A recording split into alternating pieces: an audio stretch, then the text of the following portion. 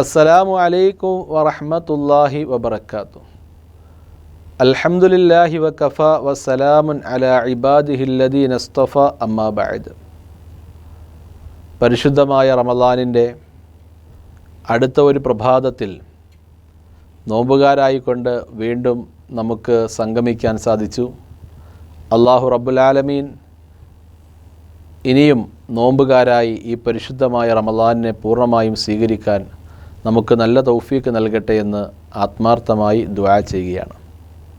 പ്രിയമുള്ള സഹോദരങ്ങളെ, മലക്കുകളെക്കുറിച്ചും ആ മലക്കുകൾ മുഅ്മിനീങ്ങൾക്ക് വേണ്ടി ചെയ്യുന്ന 8 സ്ഥലങ്ങളിലെ ദുആകളെക്കുറിച്ചുമാണ് കഴിഞ്ഞ എപ്പിസോഡിൽ നാം ചർച്ച ചെയ്തത്.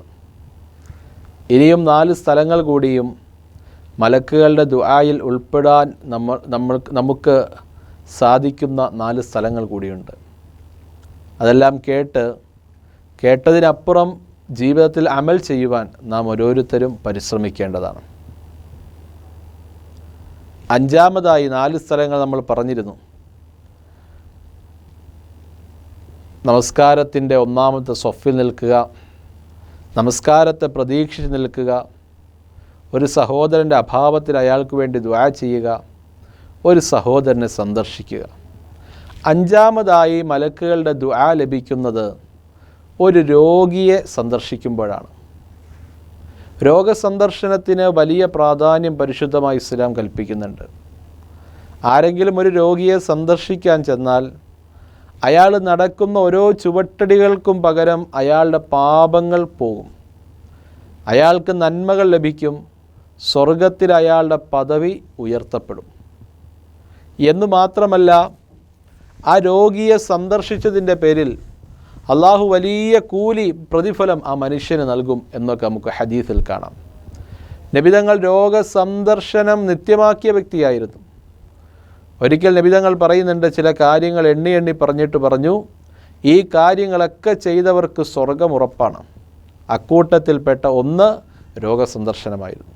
ധാരാളം കാര്യങ്ങളിൽ ഒന്ന് രോഗസന്ദർശനമായിരുന്നു. ഈ രോഗസന്ദർശനം കൊണ്ട് മലക്കുകളുടെ ദുആ ലഭിക്കും. കാരണം ഒരു രോഗിയെ സന്ദർശിക്കാൻ പോകുമ്പോൾ ആ രോഗിക്കത് വലിയ ആശ്വാസമാണ്. രോഗമെന്നത് പറയുന്നത് തന്നെ വലിയ ബുദ്ധിമുട്ടാണ്. ആരും ആഗ്രഹിക്കില്ല രോഗമുള്ളവരാകാൻ. എല്ലാവരും ആരോഗ്യമുള്ളവരാകുവാനാണ് ആഗ്രഹിക്കുന്നത്. ഒരു രോഗിയുടെ അടുക്കൽ ചെന്ന് അയാളെ ആശ്വസിപ്പിച്ച് തിരിച്ച് അയാൾക്ക് വേണ്ടി ദുആ ചെയ്തു വരുമ്പോൾ മലക്കുകൾ രോഗസന്ദർശനം നടത്തിയ വ്യക്തിക്ക് വേണ്ടി ദുആ ചെയ്യും. പക്ഷേ ഇന്ന് നമ്മൾ പലരും രോഗികളെ കാണാൻ വേണ്ടി പോകുന്നുണ്ട്. അതൊക്കെ അടുത്ത ബന്ധുക്കളെ ആയിരിക്കാം. നാട്ടിലൊരാൾ രോഗിയായി കിടന്നാൽ അയാളെ പോയി കാണൽ നമുക്ക് സുന്നത്താണ്. പക്ഷേ രോഗികളെ കാണാൻ പോയി പലരും ദീർഘമായ സമയം അവിടെ ഇരുന്ന് രോഗികളെ ബുദ്ധിമുട്ടിപ്പിക്കുകയാണ്. ഇത് പാടില്ല. വളരെ കുറഞ്ഞ സമയം മാത്രമാണ്. ഒരു കുതിര വെള്ളം കുടിക്കുവാൻ എത്ര സമയമെടുക്കുമോ ആ ഒരു സമയത്തിൻ്റെ അളവ് മാത്രമാണ് ഒരു രോഗിയെ കാണുകയും അയാളുടെ അടുക്കൽ ഇരിക്കുകയും ചെയ്യാവുകയുള്ളൂ. എന്നാൽ കാണാൻ വന്ന ആളുടെ സാമീപ്യം രോഗിക്ക് വലിയ ആശ്വാസം പകരുന്നുവെങ്കിൽ എത്ര സമയം വേണമെങ്കിലും ഇരിക്കാം. അല്ലാത്ത പക്ഷം സാധാരണഗതിയിൽ വളരെ കുറഞ്ഞ ഒരു സമയത്ത് മാത്രമാണ് രോഗിയെ സന്ദർശിക്കാൻ പാടുള്ളൂ, രോഗിയുടെ അടുക്കൽ ഇരിക്കാൻ പാടുള്ളൂ. കാരണം രോഗിക്ക് പല വിധത്തിലുള്ള ബുദ്ധിമുട്ടുണ്ട്. നമ്മുടെ ഇരുത്തത്തിൻ്റെ ദൈർഘ്യം വർദ്ധിക്കുന്നത് രോഗിക്ക് പല അസ്വസ്ഥതകളും ഉണ്ടാക്കാം. അതുകൊണ്ട് രോഗിയെ കാണാൻ പോകുമ്പോൾ വളരെ കുറഞ്ഞ സമയം മാത്രം രോഗിയുടെ അടുക്കൽ ഇരിക്കുക. പോരാൻ നേരത്ത് ആ രോഗിയുടെ കൈ പിടിച്ച് ലാ ബഅസ് തഹൂർ ഇൻഷാ അല്ലാ എന്നൊരു ദുആ പറയൽ സുന്നത്താണ്. നബിതങ്ങൾ രോഗികളോട് ചെന്ന് പറയുന്നൊരു ദുആയാണ് ലാ ബഅസ്, കുഴപ്പമൊന്നുമില്ല, തഹൂർ ഇൻഷാ അല്ലാ, അല്ലാഹ് ഉദ്ദേശിക്കുമ്പോൾ എല്ലാം ശരിയാകും, ഇതൊന്നും പ്രയാസമില്ല, ഇതൊക്കെ പെട്ടെന്ന് മാറും എന്ന ഒരു പ്രാർത്ഥന നടത്തണം. പക്ഷേ നമ്മളിന്നൊരു പനി പിടിച്ച ആളെയായിരിക്കും കാണാൻ പോകുന്നത്. നമ്മുടെ കുടുംബത്തിൽ പനി വന്ന് മരിച്ചവരുടെ മുഴുവൻ കഥകളും അവിടെ വെച്ച് പറയും. എൻ്റെ ഇന്ന ബന്ധുവിന് ഇന്ന പനിയായിരുന്നു, പാവം 3 ദിവസം കഴിഞ്ഞപ്പം തട്ടിപ്പോയി, മരിച്ചുപോയി എന്നൊക്കെ നമ്മൾ രോഗിയെ പറഞ്ഞ് ആ രോഗിക്ക് ആകെ പനിയായിരിക്കും ഉണ്ടായിരിക്കുക. അവസാനം ആ പനി ബാധിച്ച് അത് ചിലപ്പോൾ മഞ്ഞപ്പിത്തമായി ടെൻഷൻ ബാധിച്ച് ആ രോഗി ഒരുപക്ഷെ മരണക്കിടക്കയിലാക്കിയിട്ടാണ് പല രോഗസന്ദർശകരും തിരിച്ചു വരുന്നത്. അതൊന്നും പാടില്ല. കുറഞ്ഞ സമയം ഇരുന്ന് പോരാൻ നേരത്ത് അയാളുടെ കൈയൊക്കെ ഒന്ന് പിടിച്ച് തടവി അയാളോട് പറയണം, ലാ ബസ്, ഇതൊന്നും ഒരു പ്രശ്നമുള്ള രോഗമല്ല. അത് എത്ര വലിയ രോഗിയുടെ അടുത്താണെങ്കിലും, മരിക്കാൻ കിടക്കുന്ന രോഗമുള്ള മരണാസന്നനായ രോഗിയുടെ അടുക്കലാണെങ്കിലും പറയേണ്ടത് ആയാണ്, ലാ ബസ്, ഒന്നും പ്രശ്നമില്ല, ഇതൊക്കെ മാറിക്കോളും, തഹൂർ എല്ലാം ശരിയായിക്കോളും, ഇൻഷാ അല്ലാഹ്, പടച്ചവനല്ലേ, അള്ളാഹു അല്ലേ കാര്യങ്ങളൊക്കെ തീരുമാനിക്കുന്നത്, അതുകൊണ്ട് ഇതൊക്കെ മാറിക്കോളും എന്ന ഒരു ദുആ ചെയ്തിട്ട് വേണം രോഗിയുടെ അടുക്കൽ നിന്ന് വരാൻ.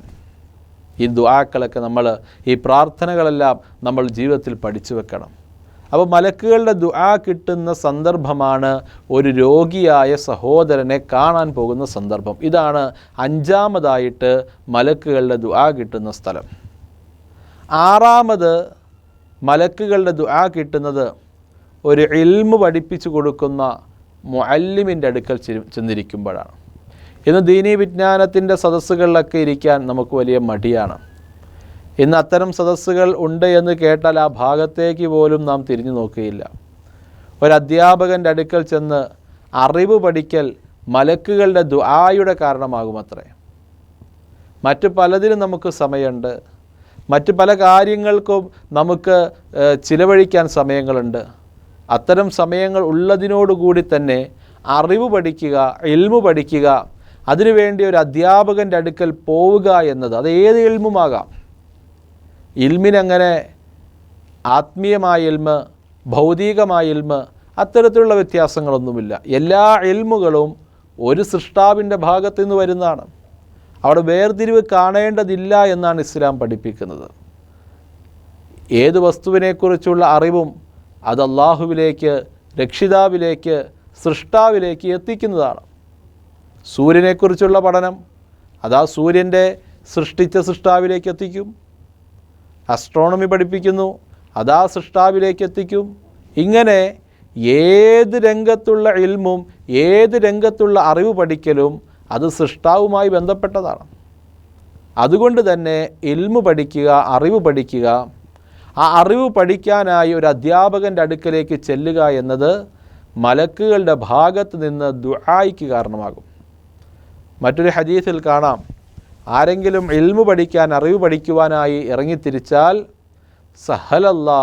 അള്ളാഹു അവന് എളുപ്പം ചെയ്തു കൊടുക്കും, അവൻ്റെ പ്രയാസങ്ങളെല്ലാം പടച്ചവൻ മാറ്റിക്കൊടുക്കും എന്ന് മാത്രമല്ല, മലക്കുകളുടെ ചിറകിൻ്റെ തണൽ എന്ന് വെച്ചാൽ മലക്കുകളുടെ ദുആ അവരോടൊപ്പം എപ്പോഴും ഉണ്ടാകും.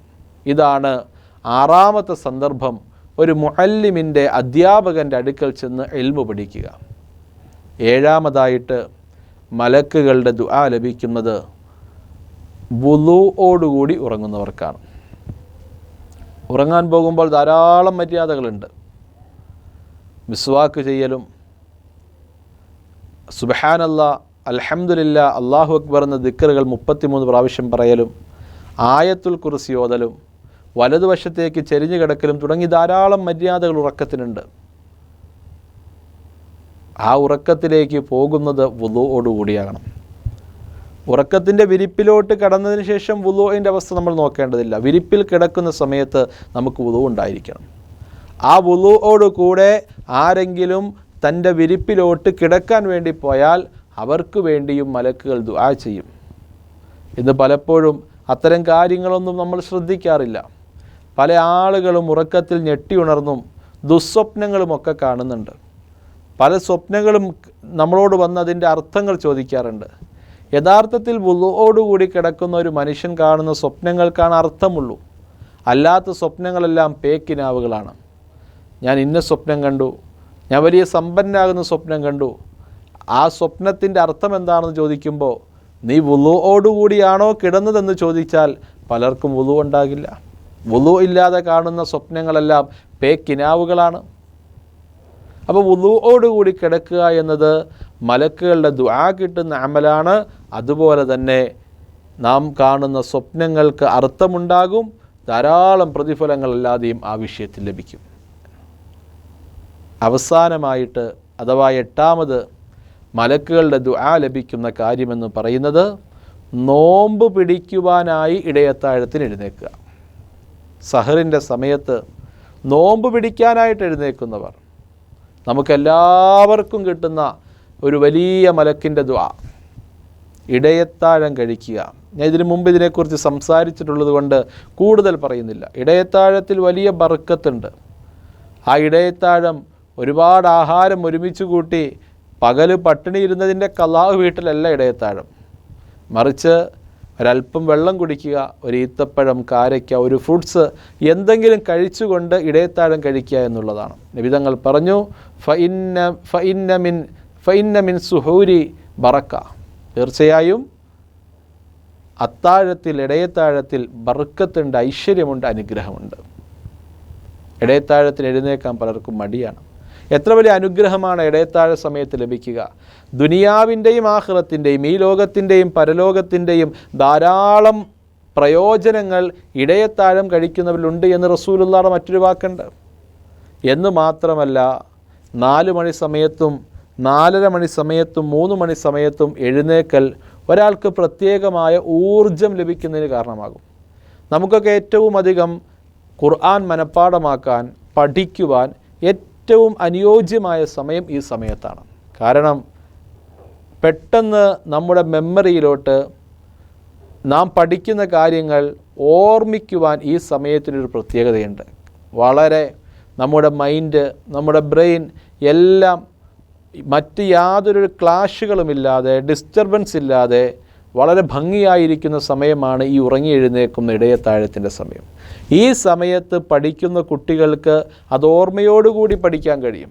കണ്ടിട്ടില്ലേ, പല പരീക്ഷ എഴുതാൻ പോകുന്ന കുട്ടികളും വെളുപ്പിനെ എഴുന്നേക്കും. അത് അവരിലേക്ക് ഒരു വലിയ ഊർജം, ഒരു പോസിറ്റീവ് എനർജി കൊടുക്കും. ഇതൊക്കെ ഭൗതികമായ കാര്യങ്ങളാണ്.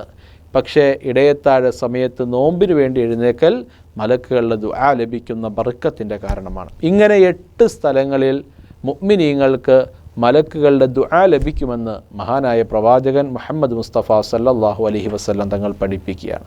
ഇൻഷാ അല്ലാഹ് ഈ സന്ദർഭങ്ങളിൽ ഈ അമലുകൾ ചെയ്യുവാനും ഈ മലക്കുകളുടെ ദുആയിൽ പങ്കെടുക്കുവാനും നാമൊക്കെ പരിശ്രമിക്കണം എന്ന ദുആ വസിയത്തോടെ അസ്സലാമു അലൈക്കും വറഹ്മത്തുള്ളാഹി വബറകാതുഹു.